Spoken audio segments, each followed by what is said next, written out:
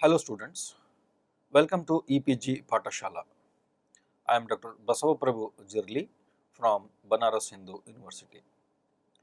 Today we will be discussing about a module on training and visit system of extension from the paper Concept and Dimensions of Extension Education. In our previous module, we have observed various dimensions of extension wherein we made a deliberate attempt to understand, to broaden our mental horizon. With that background, now coming to this module on training and visit system, the objective of this module is to understand the dedicated and institutionalized technology transfer mechanism, that is training and visit system. The training and visit system, popularly known as reorganized extension system. Even though there was administrative infrastructure available with the community development program, which we will be discussing at length, the program on community development, there were no specialized manpower to address the problems of the farmers. When we talk of this reorganized extension system, what was the base system that was existing from where we started this reorganization process? When we look into the history of the development initiatives in extension, agricultural extension or the extension education aspects, there were no dedicated institutions were there to provide services to the clientele, the target groups. So, in the first attempt, in case of Gurgaon experiment, the concept of village guide was introduced, which dealt with a particular individual with a limited amount of training visiting the village, and he is trying to address the problems of the farmers. Even though that particular experiment did not yield much as per the expectations, but that gave us the input that if there is one dedicated element, it is going to address a good number of problems of the society.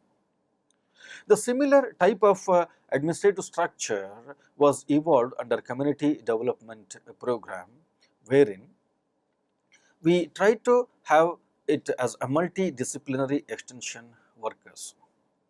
The village level of extension workers, who were the link between the community and the institution or the government, because of this linkage, the expectation of the people started rising.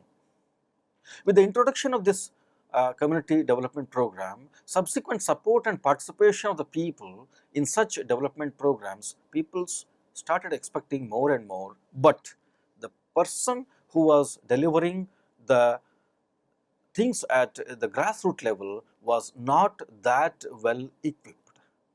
So, with this, coming to the next issue, that is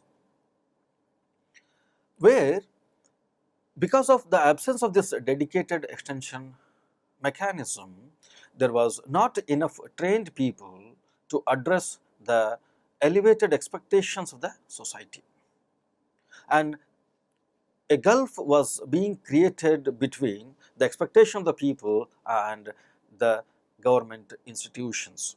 To bridge this particular gap, the training and visit system was introduced. The mechanism that was prepared under community development program was reorganized into training and visit system. This particular system was not only introduced in India, but like various other developing and underdeveloped countries were the beneficiaries of this particular program. Basically, this program was supported by World Bank, and it was introduced in India in the year 1974.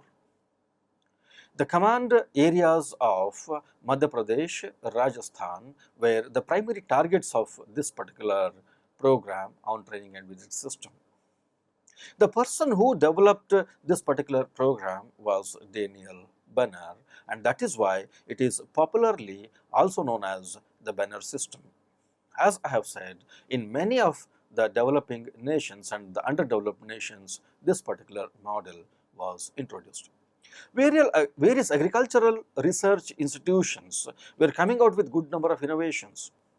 As we go back to the history of agricultural research in India, the institutionalized research starts with 1905 with the establishment of the research institution at Pusa and the establishment of various agricultural colleges in the year 1904. These institutions were adding to the domain of agriculture, the research as well as the technology. But there was a need for an institution which can take up this transfer of technology process on a regular basis for the benefit of clients. That is how the training and visit system came into existence. Benner and Baxter, 1984, identified the elements like professionalism, single line of command, concentration of efforts, time-bound work, field and farmer orientation, regular and continuous training, and linkage with research as a key features of training and visit system. Now, we will be understanding these key features one by one. To begin with, the first key feature, that is professionalism. To be professional, the key input is information input. Regular updating of information makes an individual more professional. Hence, the inbuilt mechanism under training and visit system was to have regular interaction with research system. Vice versa is beneficial to research system also because they are getting regular feedback from the field. In the entire training and visit system, only those people trained in agricultural sciences were the part. When we have homogeneous academic background in personnel, it makes them more professional. The second key feature of a training and visit system is single line of command. Extension services are just like conglomerates. Various units are essential and each has its role to play. As we have seen during the discussion on dimensions of extension, the input dimension explained all that. With all these, the extension professionals must have an administrative control. Even though there are various units in the same direction, there should not be administrative dichotomy for the personnel. The unit which is giving administrative control should have the technical control also. In simple words, one boss to report and one subordinate to extract report. A perfect subordinate and superordinate relationship that exists in case of training and visit system, which makes them in a single line of command.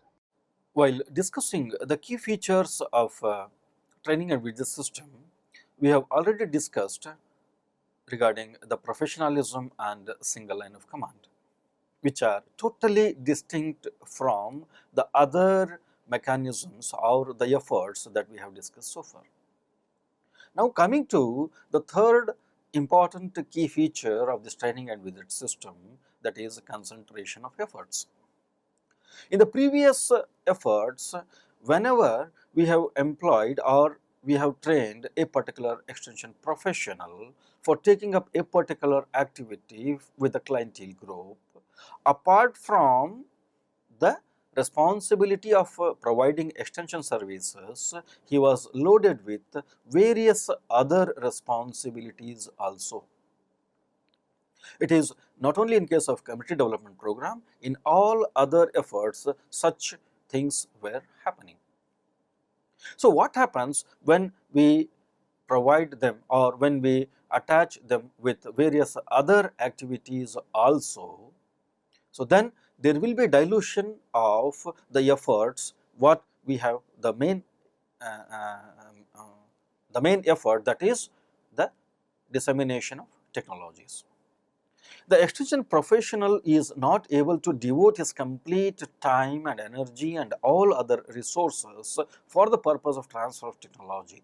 May it be dealing with the housewives in case of home science, or may it be dealing with the farmers in case of agriculture technology, or may it be dealing with the dairy professionals in case of dairy extension activities. So, to bring them all these people under one particular umbrella of providing the extension services, the concentration of efforts element reveals that you give them only one task at a particular point of time. All extension professionals should carry out only the extension activities depending on their prefixes. Because the suffix extension remains constant, the prefix is going to be changed. In case of home science, we say that it is home science extension. In case of agriculture, we say that agricultural extension. We have horticultural extension, sericulture extension, fisheries extension, forestry extension, so on and so forth. Whatever may be your prefix, but the extension is a common feature for all these things, which emphasizes on the target to be achieved as far as the prefix is considered, may it be agriculture or horticulture or fishery or home science or whatever it is. Otherwise, there will be diversion of energy of the personnel and the basic work of the extension get diluted. And this is what had happened with the previous efforts. So, that is why under training and visit system, so they were not at all assigned any other responsibilities apart from imparting the educational activities on agriculture and allied sciences. Otherwise, they can escape from these responsibilities by giving the efforts that are being made in other directions. It becomes one of the way for escapism for that particular person. The fourth feature of training and visit system is time-bound work. Agricultural operations are time-bound. Seasons are time-specific.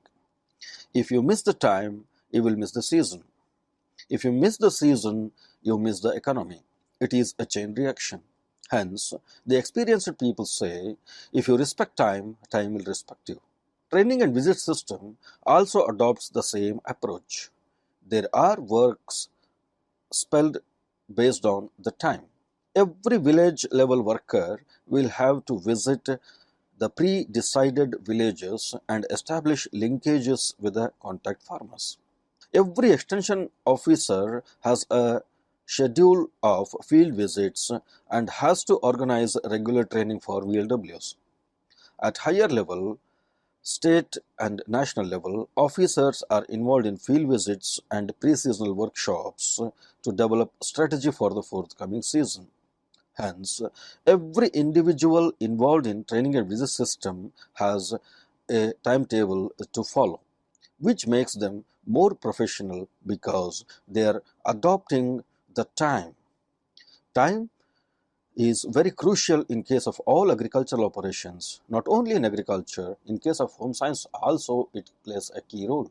For dissemination of any information regarding, may it be nutrition or may it be health related, so time plays a dominant role.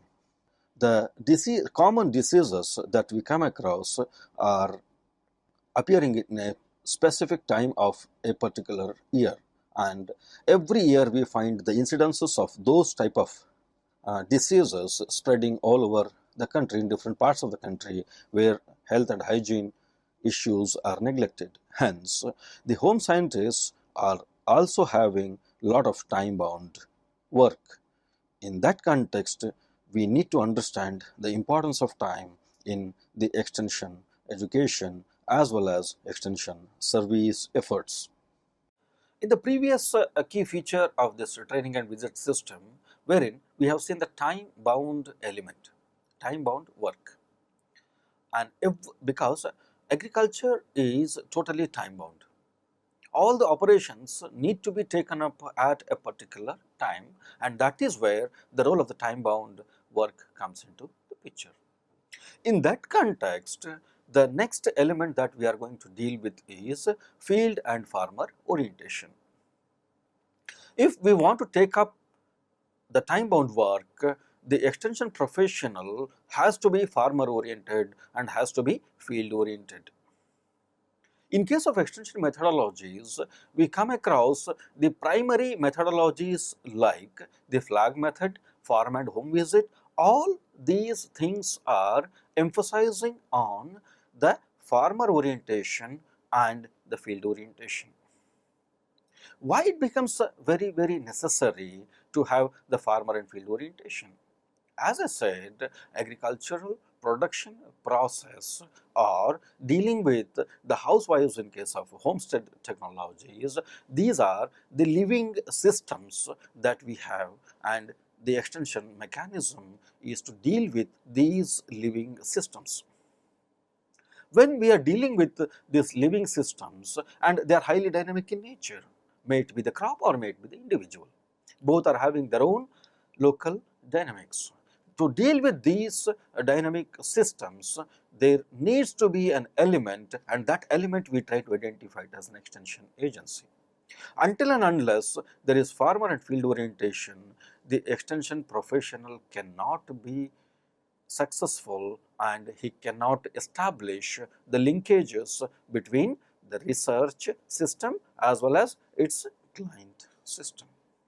That is where the role of the extension professional comes into the picture for establishing the linkages and to take care of the farmer and field orientation. To enhance the process of learning,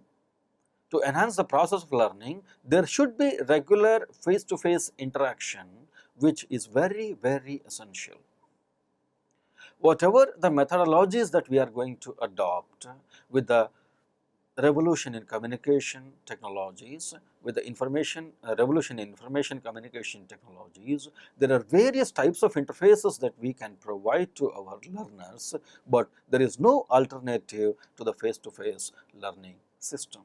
And that is what is emphasized in case of training and visit system with the elements like field and farmer orientation. The learnings are going to be at the maximum level or at the peak level in the case of face-to-face interaction. That is why it is very essential.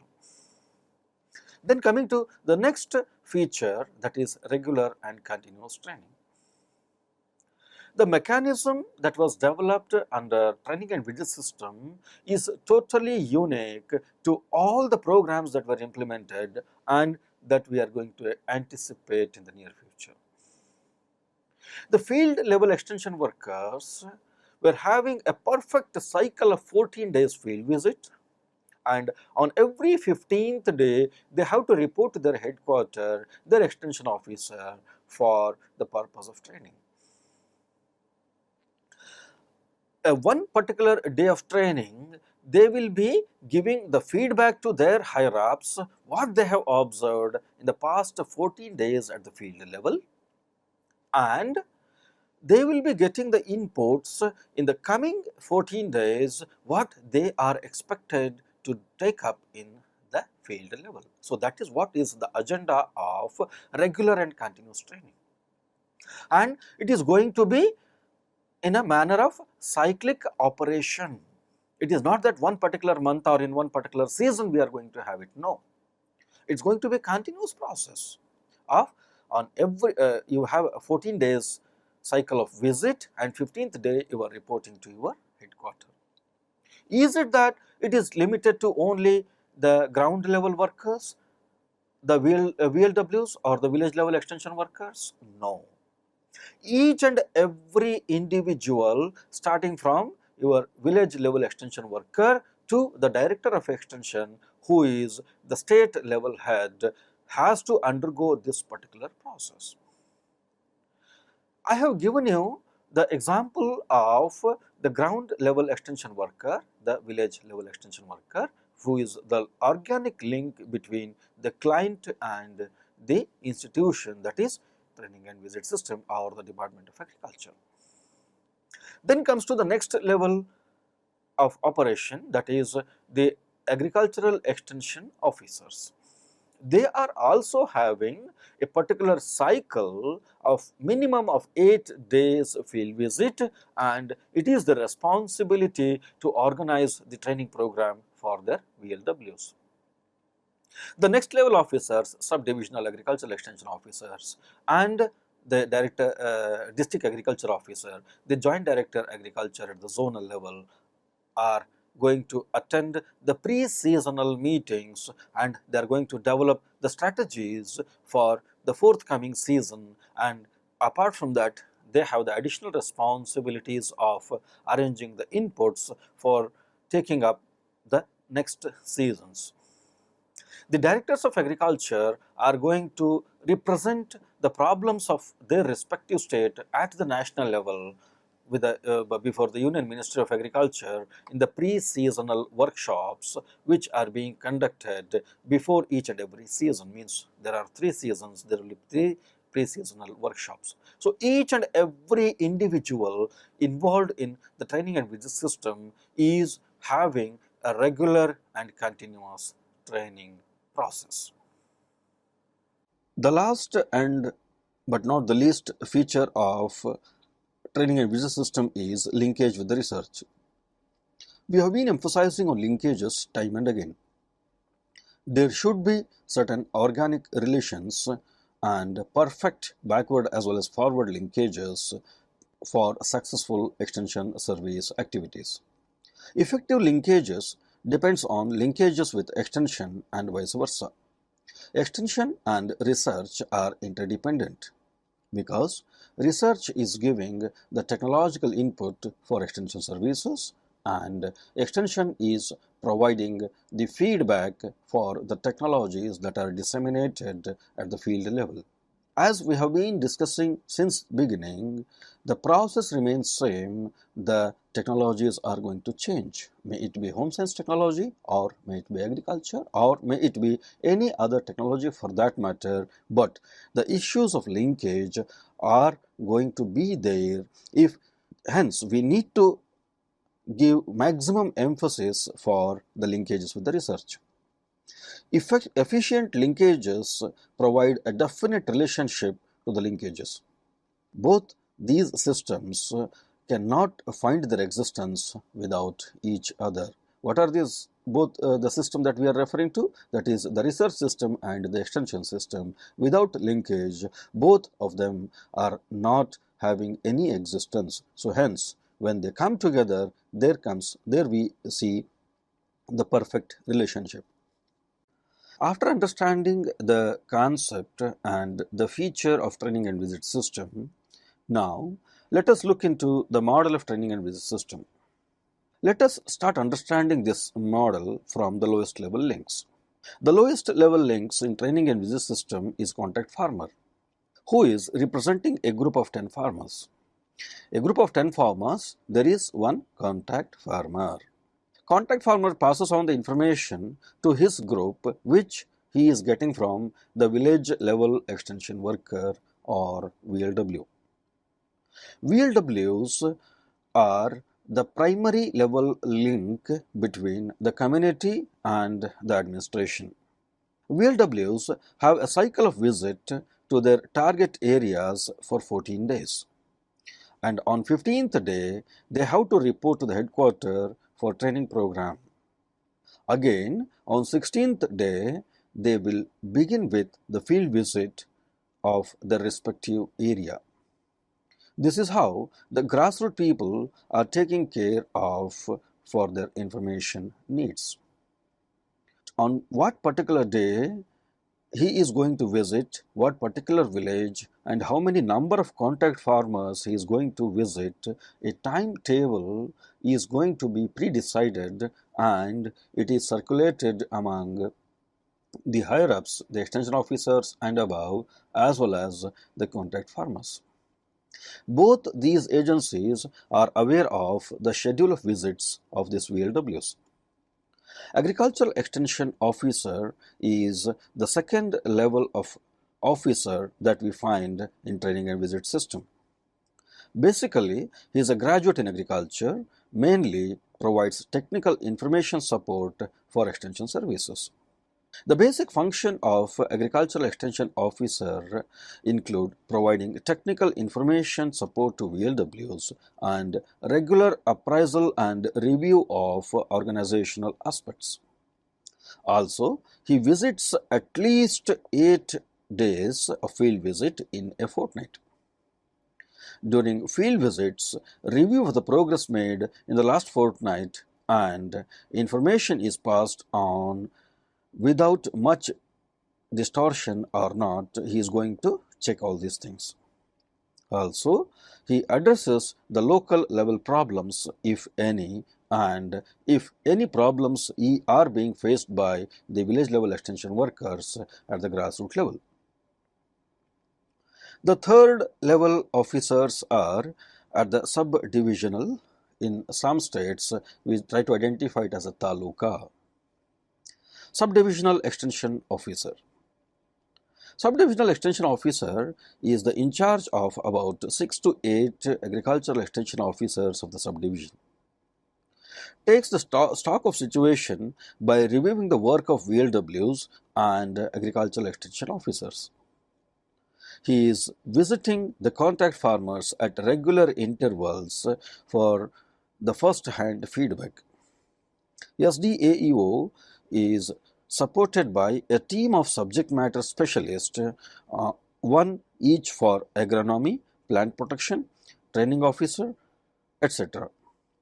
The problems reported at the field level are being addressed by these subject matter specialists primarily. If they are not able to provide satisfactory solutions to the problems faced at the field level, they will refer these problems to the respective state agricultural universities or the research institutions for obtaining the solutions. Also, these subject matter specialists impart training to VLWs at every fortnight. Then comes the role of district agriculture officer, who is the in charge of a district. On all issues related to agriculture, DAO is responsible at the district level. He monitors the works of SDAEO and AEOs, also the village level extension workers. He visits the field and gets the feedback from VLWs, contact farmers and the people down the lane. He acts as a link between the agricultural inputs and other support services, because in a particular district, the district agriculture officer is responsible for not only providing the services but also to ensure the input and other information services. Also, he is the key person to establish linkages with the research system. At the state level, we have the Director of Agriculture, which is the nodal agency at the state level, overall in charge of all operations related to agriculture in the state. Currently, the system has seen many changes at organizational level. When the system training and business system was reviewed, apart from its key features and various positive impacts on the society, there were some limitations that we will be discussing one by one.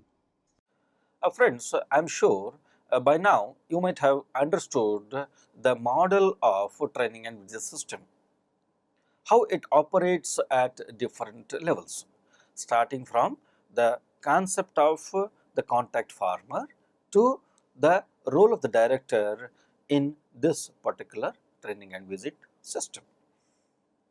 After understanding this model of training and visit system, now we will move on to the limitations of training and visit system.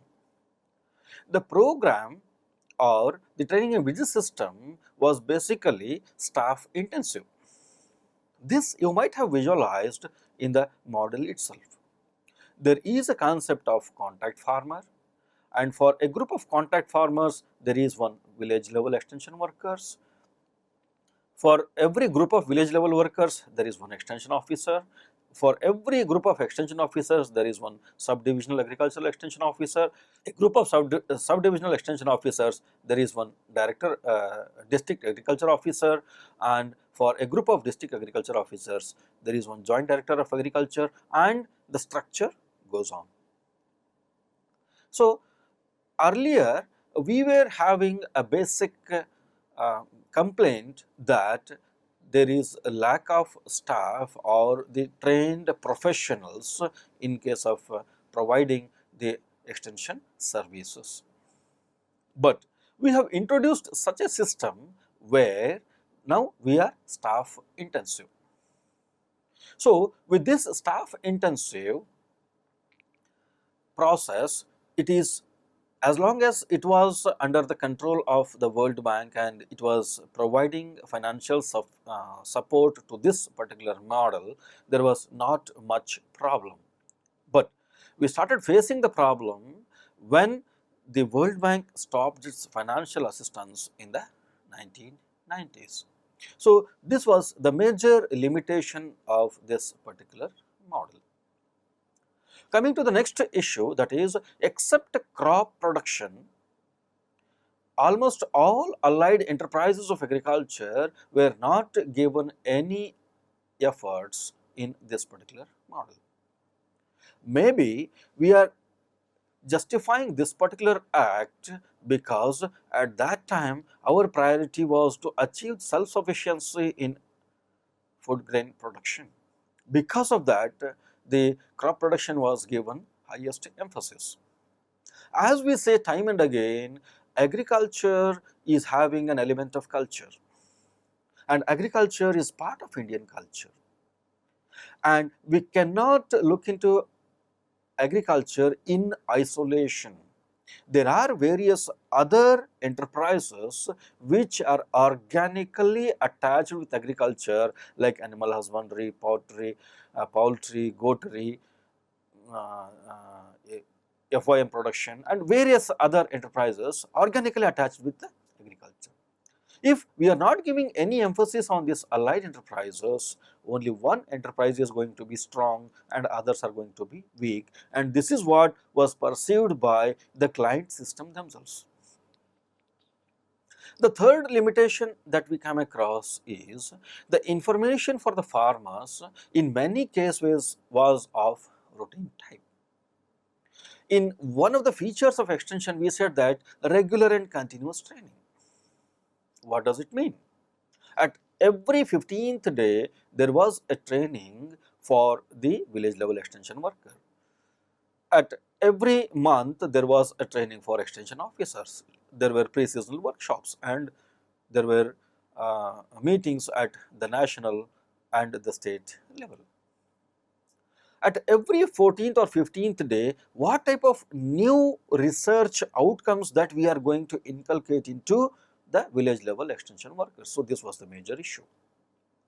After completion of one season or after completion of one crop year, when we move on to the next year, subsequent year, the information is definitely of routine type.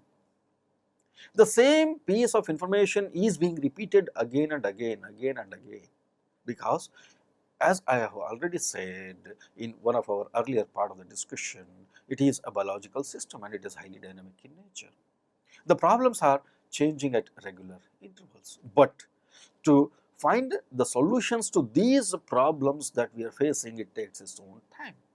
In a span of 15 days or in a span of 14 days, we cannot come out with the dynamic research outcome and we say that yes, this is the solution for this. It takes its own time.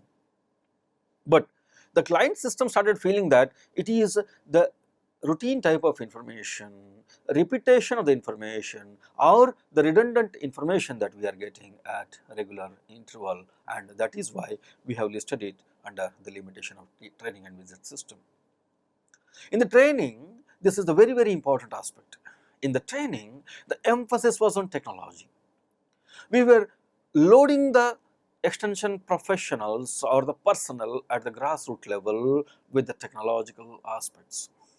But none of the efforts were made to inculcate the extension methods, the management techniques which were equally important. If we can give a certain weightage to these technological inputs, the same weightage should be given to the extension methodologies also. That part was not taken care of under training and visit system, and that is why these extension professionals, the personnel who were working at the grassroots level, were not able to motivate their client system to take up the technologies or to disseminate these technologies among the farming community.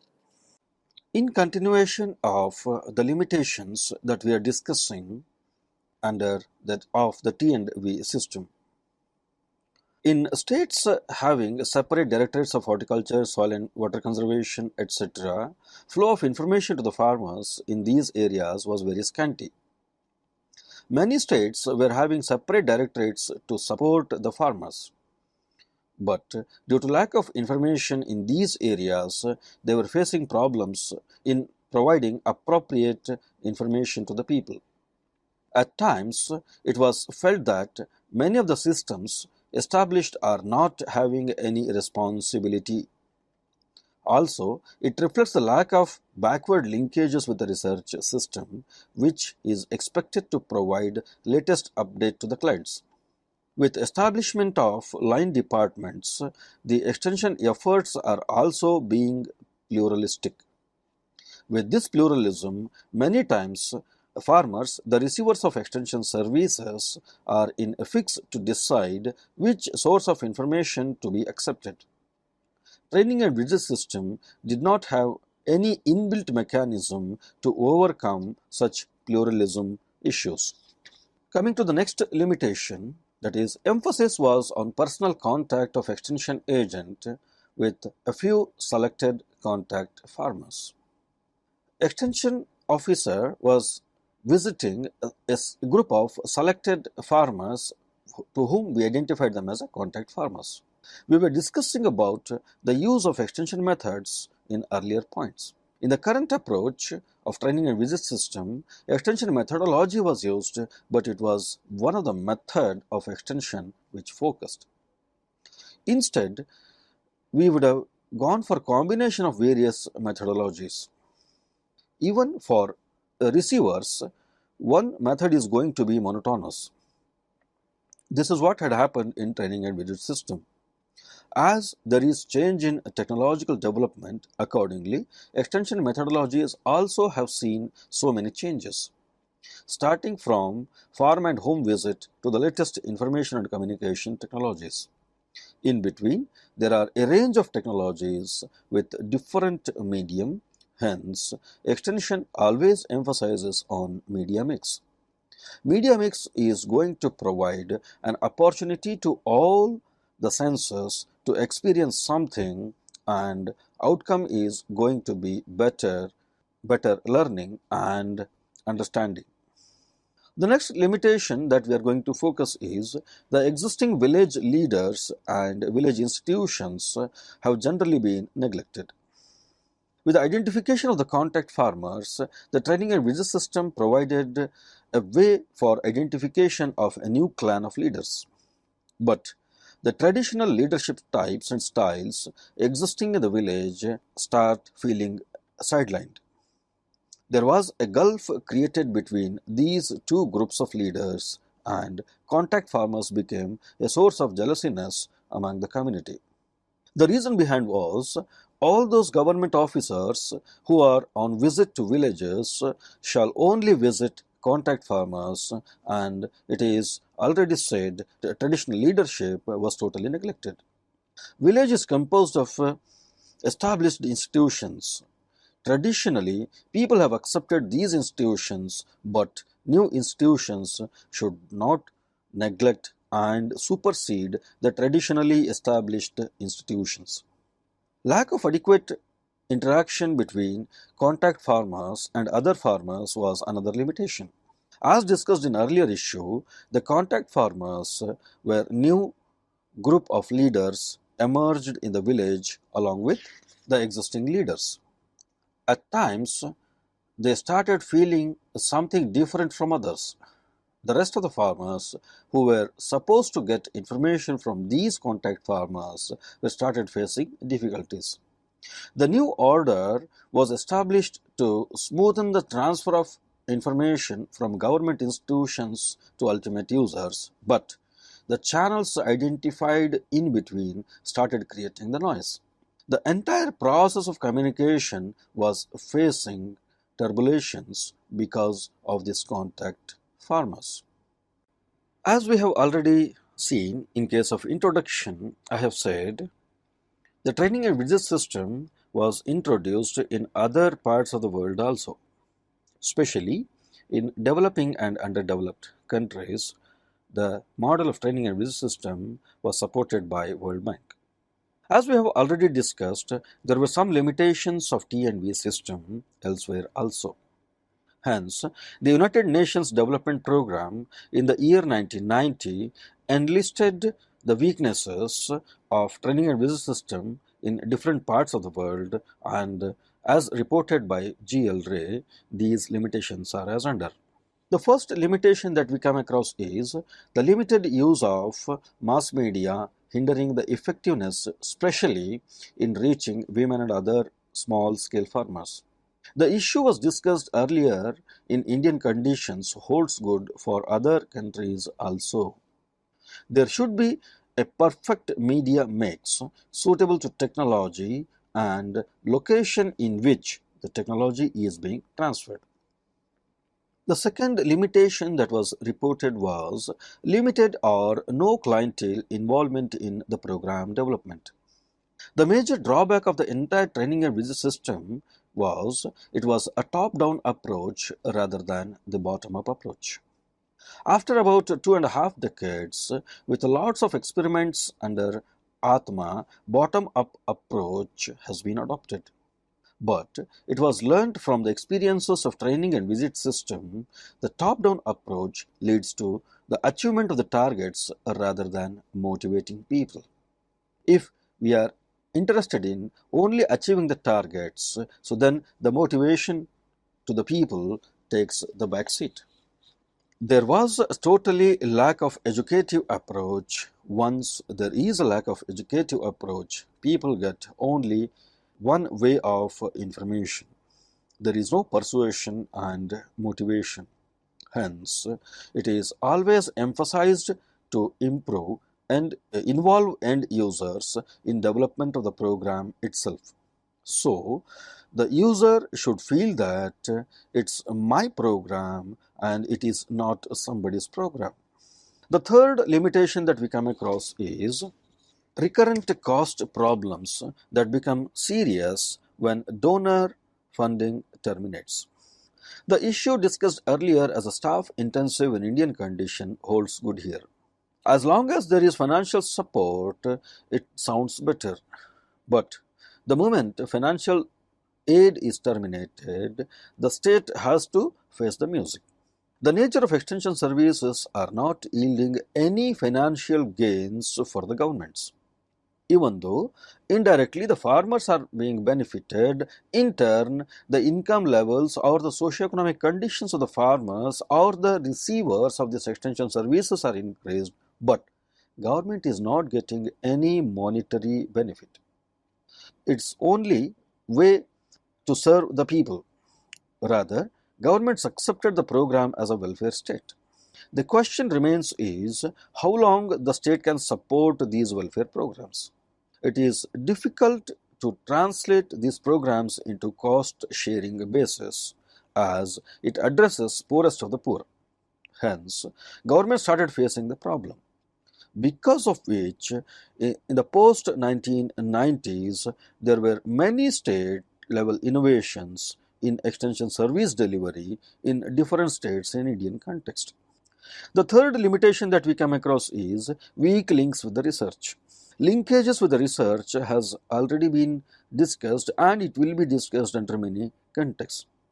Lack of adequate subject matter specialist capacity frequently resulting in the lack of appropriate technology.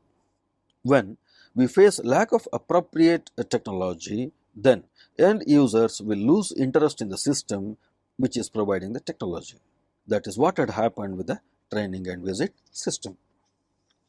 Learning from the experiences worldwide, Agriculture and Rural Development Department of the World Bank in the year 1990 gave the following recommendations which are applicable to India also. Agricultural extension requires effective organization and management tailored to suit the specific situations. This recommendation respects the location specificity of need of information based on cropping and farming systems in the specific region. Agricultural extension requires site-specific methodology and suitable technologies. The implication of the recommendation is research as well as extension both are to be situation specific. We cannot have the blanket recommendation for the state or any region. The third recommendation of the World Bank was agricultural extension must be relevant and responsive. There should be two-way communication between all the three elements of agricultural research and extension system. Strong linkages between research, extension and farmer were emphasized in the report. The fourth and most important recommendation was farmer participation is fundamental to sustainable extension. Hence, we observe the approaches adopted in the post-1990s include participatory approaches. In all the programs that were planned and implemented in the post-1990s, invariably having the stake of the ultimate end users. It may be participatory varietal development, participatory technology development, participatory watershed development, participatory breeding, so on and so forth. All these approaches, which were the products of post-1990s, were involving the end users in the process of planning, implementation as well as evaluation. After understanding the basic concept of training and visit system, its key features, its model, limitations and the problems that are being faced at the international level regarding the training and visit system. Now, let us come to the conclusion. Extension is a continuous process and change is inevitable in extension methodologies. We cannot use yesterday's methods today and be in the business of tomorrow. That is why we say that change is inevitable in extension methodologies, but the process remains the same. That is, we are here to transform or bring the changes in the human behavior.